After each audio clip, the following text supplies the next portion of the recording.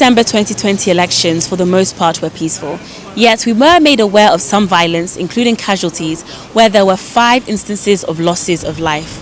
Today we ask citizens, should anything be done for the families of those who had loved ones lost due to election violence? This is the Daily View.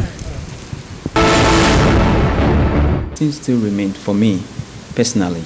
Okay, before I'll say anything of compensation by the government, my first point of call is what motivates them to go and then get themselves involved in that kind of ballot violence or political the election period, okay, where everybody needs to just go vote and go home and wait for when the counting is going to be held.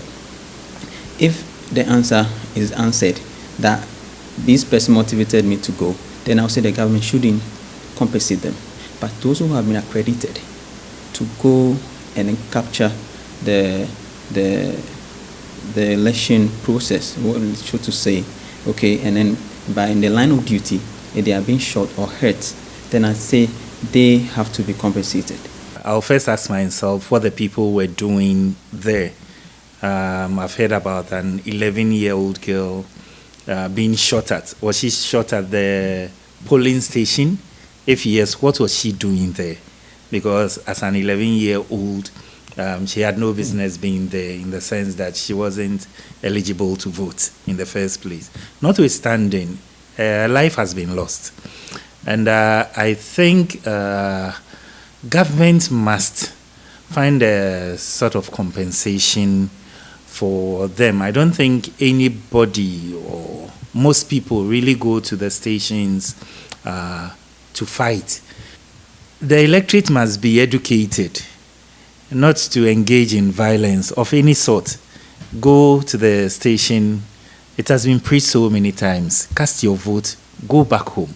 If there are issues that need to be discussed, the legal ways are there to handle it. So we must try and employ the legal avenues to seek redress. What I would say that the government shouldn't give them anything. And my reason is that if we keep on giving people who involve themselves in electoral violence, giving them something, compensating them and their family, it will encourage more people to be doing such acts. So I think the government shouldn't give them anything at all. And even if possible, those who are involved, their guardians or their family, if anything can be done to the family to sign a bond or something, so that they do not involve themselves in such situation in next time around, I think that one will be very fine and we will have peace in the country. They used to say we should go and vote and then go home and rest. When it's 5 o'clock, we'll come and then they will declare the results. So if you're an ordinary person and then you go and then misbehave yourself, you go and vote and then misconduct yourself, I don't think anything should be done to you. There shouldn't be any compensation. Otherwise, next time people will go and then do the same act. In my opinion, I think that we should look at the root causes, okay? What actually caused the shooting? Then we can know whether to give a compensation to those people who lost their lives, other to their family. In my way, I think that no policeman in his right senses would just stand up to pick up a gun to shoot anybody. There were a lot of series of teachings, okay, and educations on radio, TV, telling people that when you go after your voting, kindly go home and come back during counting. You took the chance to go and carry a ballot box for what? So to me, in my opinion, nobody should be compensated. They did that at their own risk. It should be a lesson for people coming in an upcoming elections.